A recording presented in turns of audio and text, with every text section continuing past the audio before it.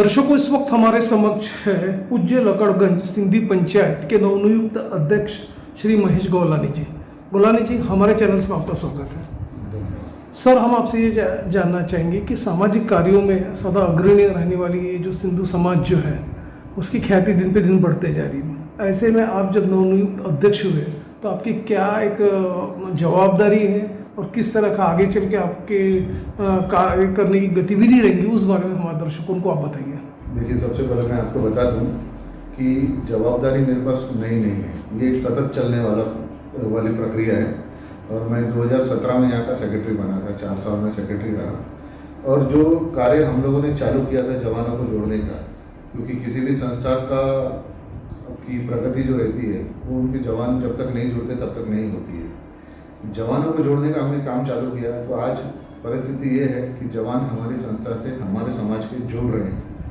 तो ये काम तो जब तक मैं रहूँगा तब तक चालू ही रहेगा, क्योंकि आने वाली पीढ़ी किसी भी समाज के लिए तैयार करना बहुत ज़रूरी है। और जो गतिविधियाँ हैं इन जवानों के को जिम्मेदारी देकर ही हम लोग ज़्यादा करने की कोशिश करते हैं। तो वो लोगों को भी इंटरेस्ट आता है और वो समाज के भले के लिए जो करना है वो लोग भी करने की कोशिश करते हैं।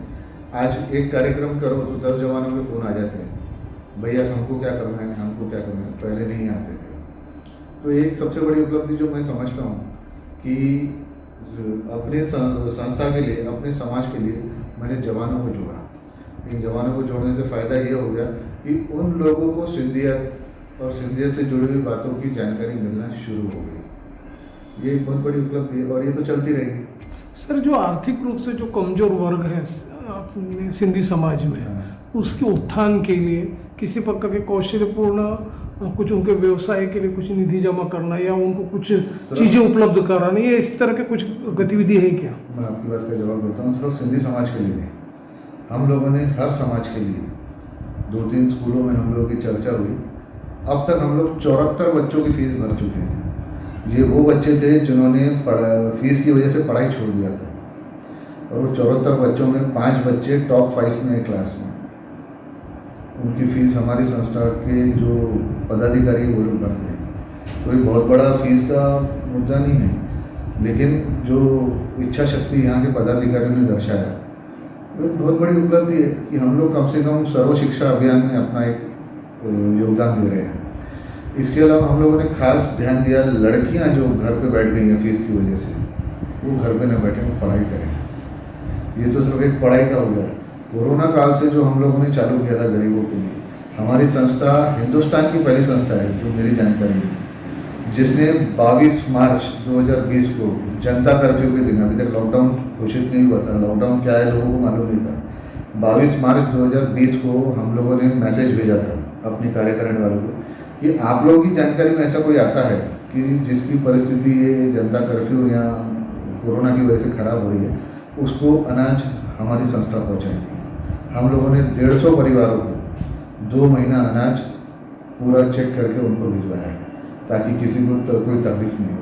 और उसमें भी सिर्फ सिंधी समाज नहीं, सभी समाजों को, सभी धर्मों को, यानी वो कौन से धर्म का उससे कोई मतलब नहीं, तकलीफ है उनको सामान पहुँचा दो। उसके बाद दूसरी लहर में हम लोगों ने कम से कम 70 पेशेंटों को सिलेंडर की व्यवस्था दी, खुद घर घर पहुँचा के अपना एक डॉक्टर बना के लेके जाके कि वहाँ पे वो ऑक्सीजन सिलेंडर कैसे लगाना, क्या लगाना, अपने समाज के डॉक्टरों से उनका इलाज फ्री में करवाना, ये सब हम लोगों ने किया है। और जो समाज के हमारे जो सदस्य चले गए कोरोना की वजह से, उन बच्चों की पढ़ाई का खर्चा आज हमारी संस्था उठा रही है। तो ये सब सतत चलने वाले काम हैं और ये चलते रहेंगे। जैसे कि सर आपने बताया कि कोरोना काल में आपने काफ़ी मदद की अपने समाज के लिए और भी समाज के लिए, दिल खोल के मदद की। तो आप सर ये बताइए कि जिससे जब महिलाओं की जब बात आती है तो उनके सक्षमीकरण की बात आती है, उनको आर्थिक रूप से सबल बनाने की जब बात आती है, तो किस प्रकार के चैलेंजेस, अभी जैसे आप अध्यक्ष बन गए हैं, आगे चल के किस तरह के चैलेंजेस रहेंगे? अभी हम लोगों ने नए सिरे से महिला मंडल का घोषणा की है। ये इस चुनाव में हम लोगों ने ये पास करवा लिया कि हम लोग एक हमारा महिला मंडल रहेगा। महिला मंडल की खुद की कार्यकारिणी रहेगी। वो कार्यकारिणी समाज से जुड़े हुए, गरीबों से जुड़े हुए पूरे काम करेंगे। इसके अलावा सिर्फ महिलाओं के लिए नहीं, गरीब बच्चों के लिए भी हमारी संस्था गरीब बस्तियों में जाकर दवाइयाँ, खाने के पैकेट आज भी बांटती है। और सेवा की अगर बात करें तो महिलाओं के लिए हम लोग सशस्त्रीकरण के लिए अभी हम लोगों ने एक एग्जीबिशन किए थे, वो सिर्फ महिलाओं के द्वारा थी, महिलाओं ने उसको ऑर्गेनाइज किया था और महिलाओं के स्टॉल थे।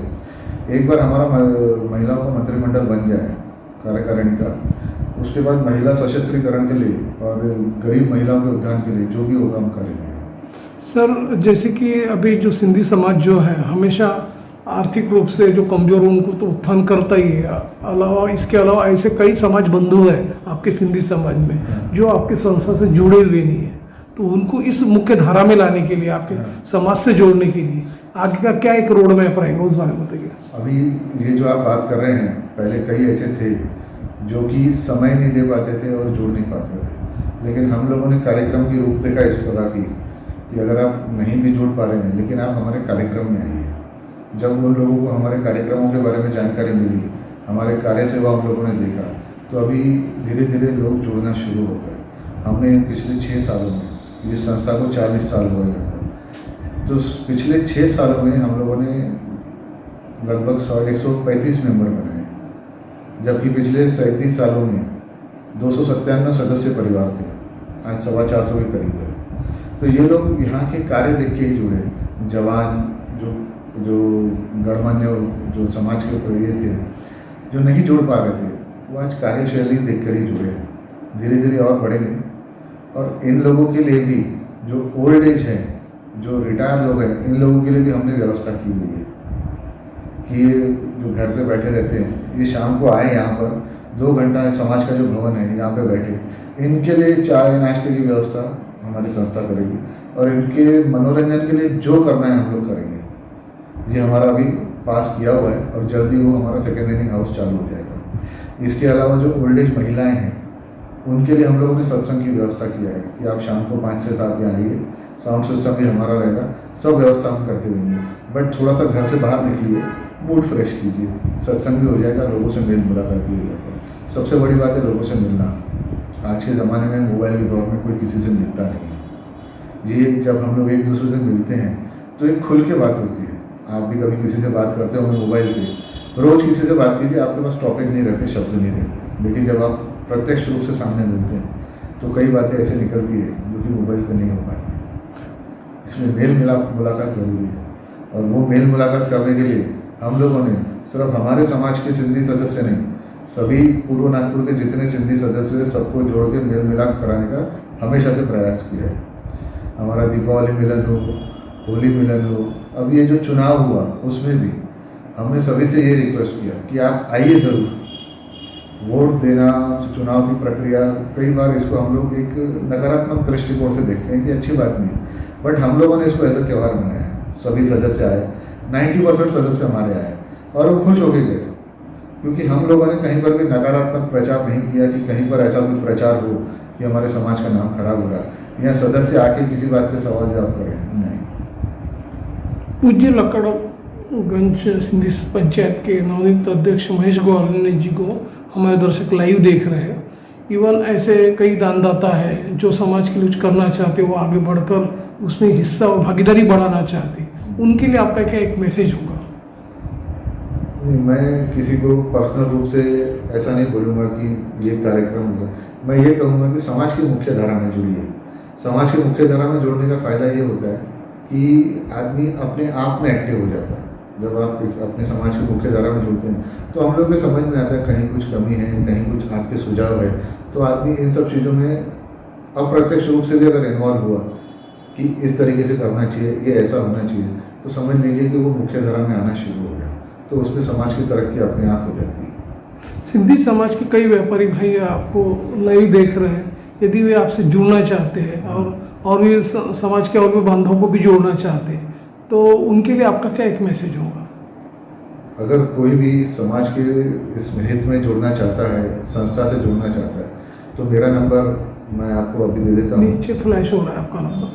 और इसके अलावा हमारे समाज की एक मेल आईडी भी है plsp@gmail.com, पूज्य लकड़गंज सिंधी पंचायत का plsp@gmail.com, उस पर भी मेल कर सकते हैं। हम स्वयं आके मिल लेते हैं, और सिर्फ हमारी संस्था के सदस्य नहीं, सिर्फ सिंधी समाज का कोई भी रहे, हम हमेशा तत्पर रहते हैं कि हम उनसे प्रत्यक्ष रूप से वार्तालाप करें, जाके मिलें, उनके खुशी और गमी में साथ में खड़े रहें। ओके। दर्शकों, तो ये थे पूज्य लकड़गंज सिंधी पंचायत के नवनियुक्त अध्यक्ष श्री महेश गोवलानी जी, जिन्होंने हमारे चैनल के साथ वार्तालाप किया और ये बताया कि समाज के उत्थान के लिए सदैव संस्था अग्रणीय रही है और किसी भी प्रकार का कोई भी मदद कार्य संस्था हमेशा करती रहती है।